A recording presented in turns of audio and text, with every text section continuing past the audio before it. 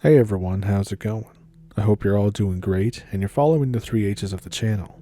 In this video, you don't really know what they encountered, but all you do know is that they're humanoid.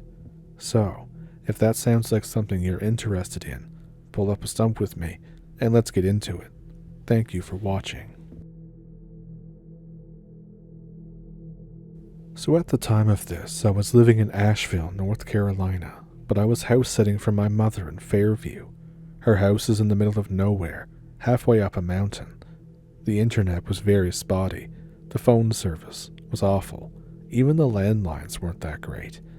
I have 2 cats in the house. Neighbor 1 had goats and chickens, and a rooster that won't shut up at 6 a.m. until about noon. Neighbor 2 just has an old dog. Anyways, it was around October 2015, and like I said, I was house sitting. I have a sawed-off 12 gauge and a new-to-me LC9S. I was doing a complete cleaning and oiling of said LC9S. I've gotten to the point where I can assemble it in about 10 minutes at a calm pace with the booklet in front of me. At about 11 p.m., I was oiling the pistol in the downstairs living room, and I heard a tap at the door.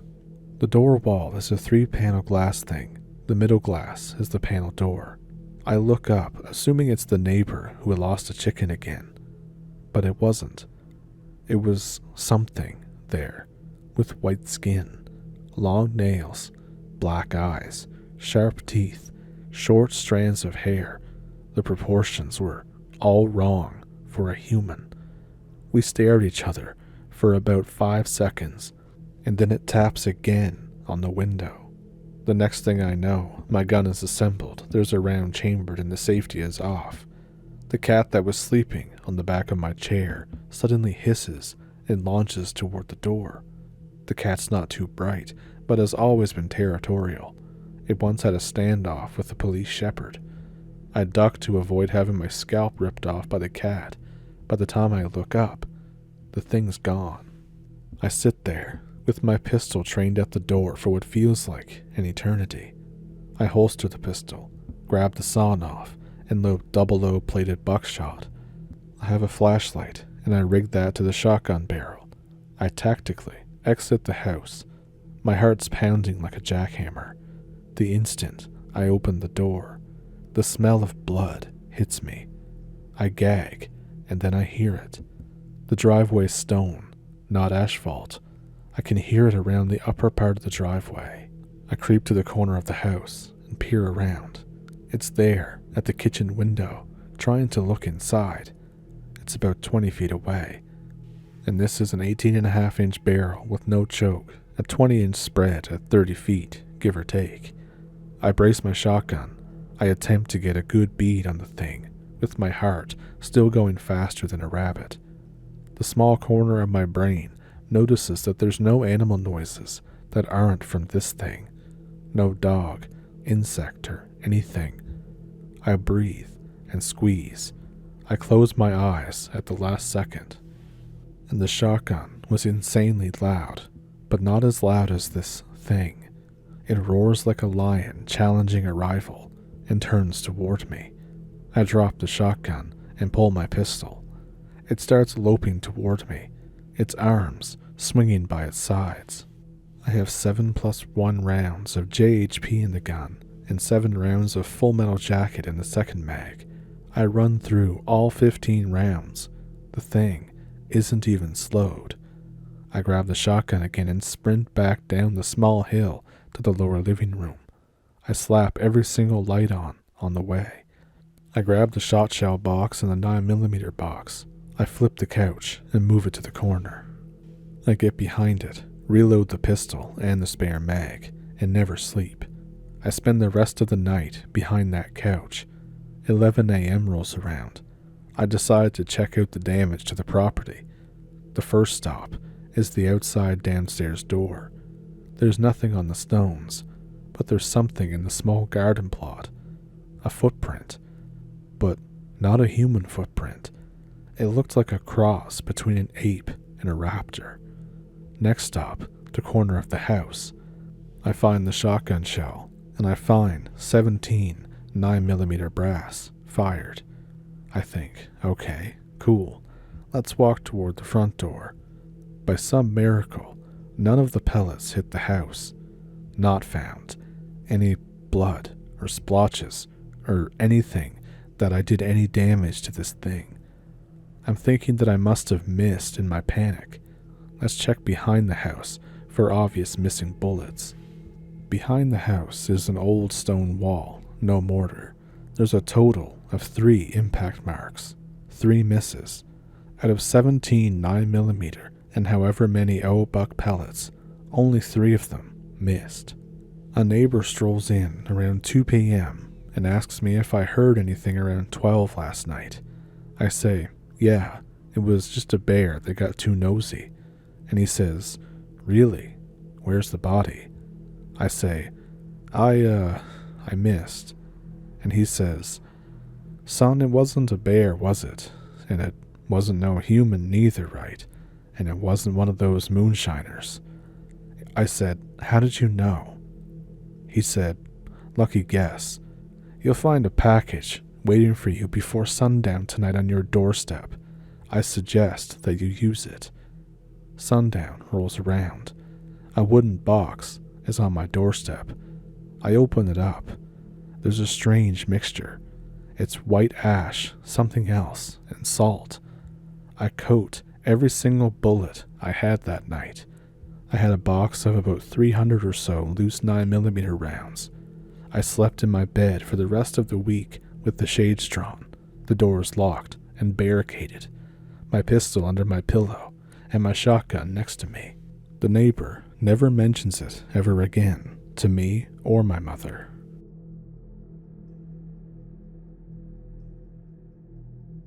So I've lived basically my entire life in a former coal mining town.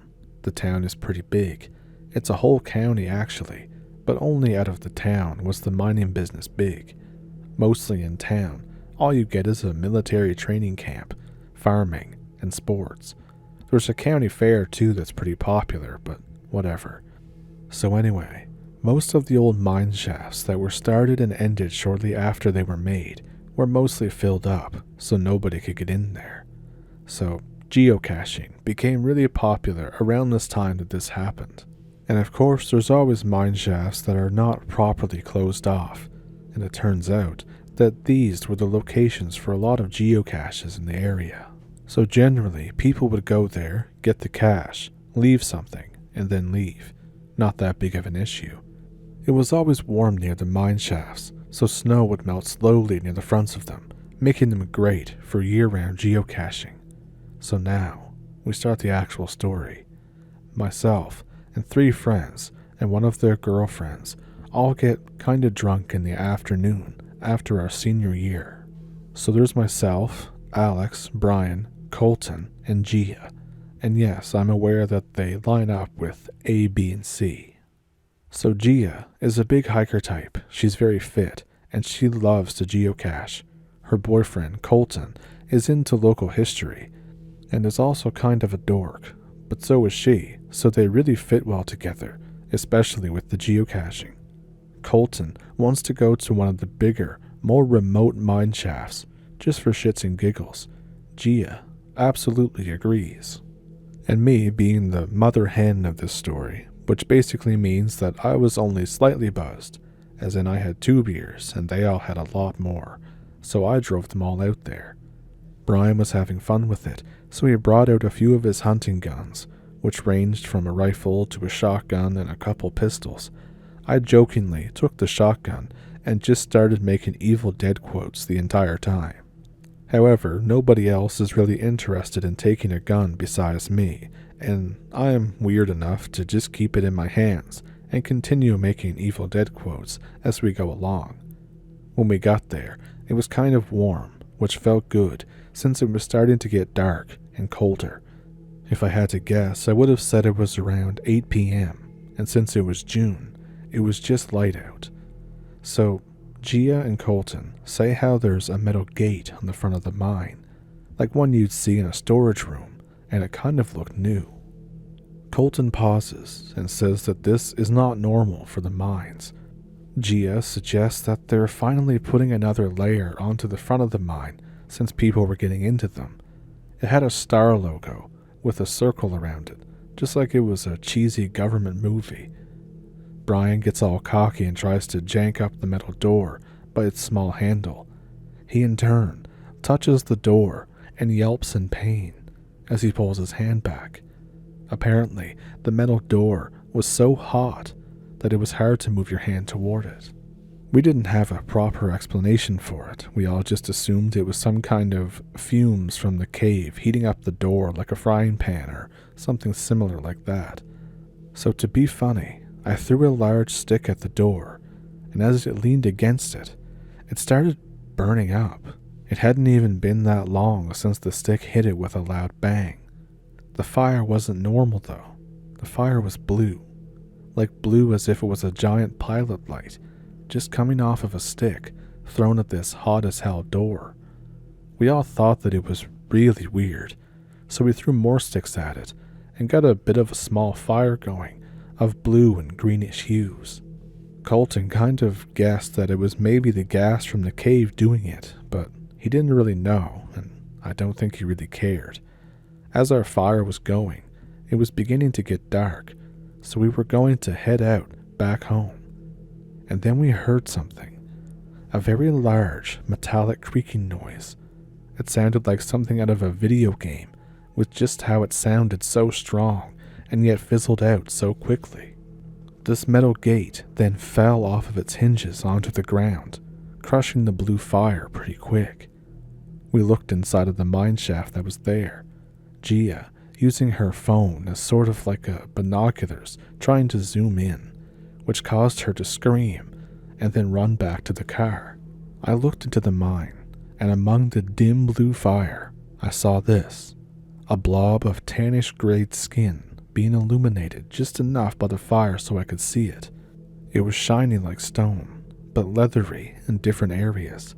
The more we looked, the more that we could make out almost 7 different faces down there.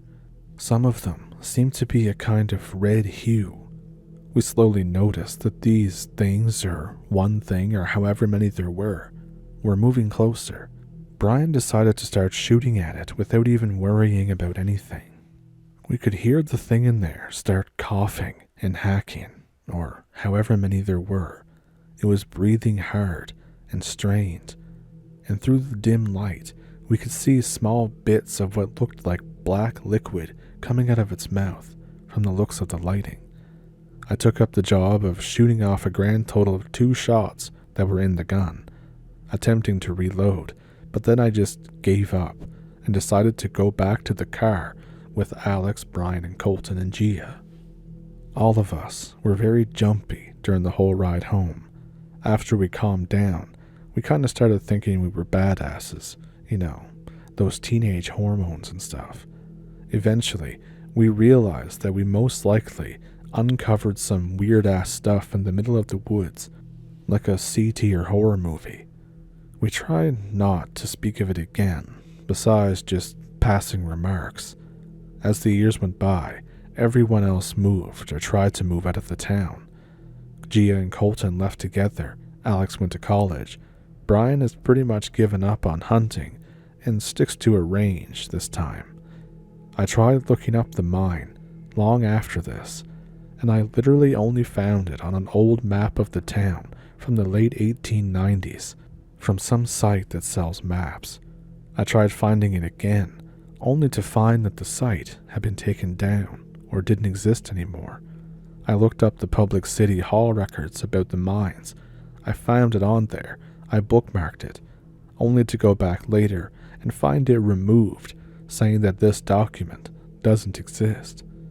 Basically, I was in your standard, quote, group of friends, find a creepy creature, and now there's no trace of it, type of dumb horror movie.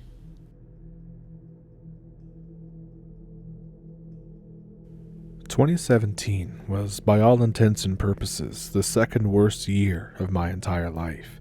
During this low period, my best friend Martin offers to take me out hunting with him. And if you're wondering where we went, it was Clark County, Alabama. It was on some land that he was paying to hunt on. It was an absolutely beautiful experience. I shot my own 8-point buck on the first night out. I felt so relaxed the entire time. So fast forward to 2018, my best friend invites me out again. A month or two before we head out, a huge storm hits the area. When we arrive, the vibe is very different. It's not the same place as it was before. It just feels very off. That serene feeling that I enjoyed before is missing. The first night, he drops me off at a place he calls the Patch. It's a bare patch of grass that forms a donut around a series of smaller trees in the middle. There's woodland for miles surrounding the hunting post. He leaves to go hunt in another area pretty far off. He tells me that he'll be back at 8 p.m. to pick me up. It's 4:30 when he drops me off. The post that I'm in is one of the shittiest ones I've ever been in. There's only one person that can fit in there. The walls are super thin. There's 4 windows, one in the front and 2 on either side, and a very small one on the back. The door, if you can call it that, to get in this thing was only locked by a small hook, and it was barely on its hinges. This didn't bother me at the time because there's no predators in the area besides some big hogs. I decide to sit down and chill since I'm gonna be there a while, and I was only going to shoot a deer if I could tell it was a cow horn. Read inbred and a genetic dead end. A few things to note: I had a hunting knife that Martin gifted me, and one of his rifles with a few bullets in case I needed to take a second shot, a thermal scope, and a high-powered flashlight. There was no cell phone reception. I found that out when I tried texting someone. Some of the other areas can have spotty reception, albeit very poor. I decided to just chill and enjoy the ambience. It was a very pretty afternoon. A few clouds were out. Squirrels were jumping around. Trees were rustling. The usual. Just as the sun was beginning to set, the ambience drastically changes. All the trees stop rustling. No squirrels. No wind. Everything just goes silent. Suddenly, I feel dread, and my body begins to tense up. From behind me, I can hear something walking toward me. It did not sound like a deer or some hog or anything else. Its gait reminded me of a human's walking through the woods at a pace that implied that it was stalking something. I remained perfectly still, making sure that my breathing is steady. I keep my eyes fixed ahead. My hand instinctively grips my knife that's strapped to my chest. Whatever is behind me keeps moving closer, making no noise besides the footsteps that crunch the leaves. It was still fairly sunny outside, but I did not want to look at it. It moves to my right and stops right by that window. Then it starts exhaling, not inhaling and exhaling, just exhaling. It was raspy and heavy, like someone had just ran a marathon, but it was inhumanly deep. Something primal inside my mind was screaming at me to not look at it, that if I did look at it, I felt like I was going to die. It sits there, just exhaling and looking at me, while I sit like a statue for several minutes. And then it's gone. No running away, no walking away, no leaves crunching in the distance, just silence again. I stay perfectly still, not wanting to move, and then gradually the ambience returns. The wind begins to rustle the leaves. The squirrels are moving again. I even see a family of deer appear. I'm too freaked out to leave. I don't even know where my friend is, and I can't call him. All I can do is wait.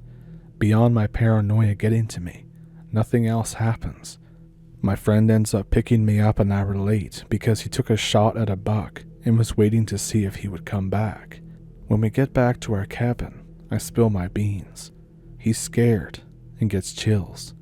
Then he proceeds to tell me about what happened to his little brother just a few years prior. And that part of the story goes like this. So Daniel's little brother is named Daniel, Daniel, Martin, and their dad were all on a hunting trip. They were hunting in a different area called the Meadow. It's an area with extremely tall grass and a patch that leads off into the forest. The hunting stand is raised pretty far off the ground, probably 8 to 10 feet.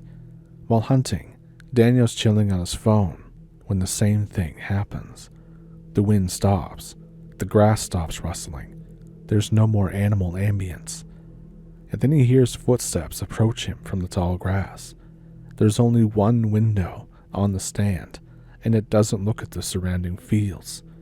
The footsteps slowly walk up to the stand and then stop directly beneath him.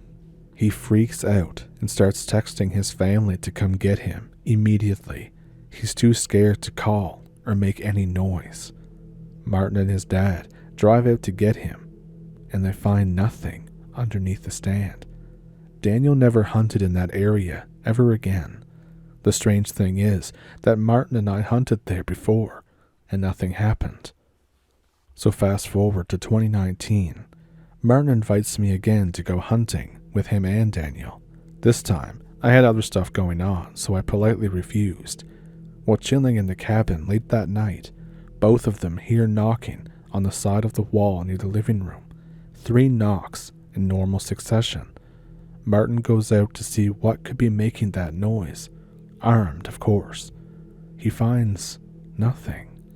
Not even 30 minutes later, the same knocks occur in the living room where they are. Once again, he goes out, but there's still nothing there. No tree branch, no anything near the cabin that could be making the noise. And keep in mind too, this cabin is in the middle of nowhere. There isn't another house or cabin in the area for at least another mile. And out of all of us, if there was anybody who would shoot someone, it's probably Martin. I've seen him get into and come back from some pretty hairy situations. But that event shook Martin and his little brother. Conveniently, they ended their hunting lease, to put it that way, and then they purchased their own property in Mississippi, and now they hunt there. I have no idea what happened, neither does he. It doesn't seem like a Bigfoot story, or anything else I've ever heard of. The whole thing is just really weird.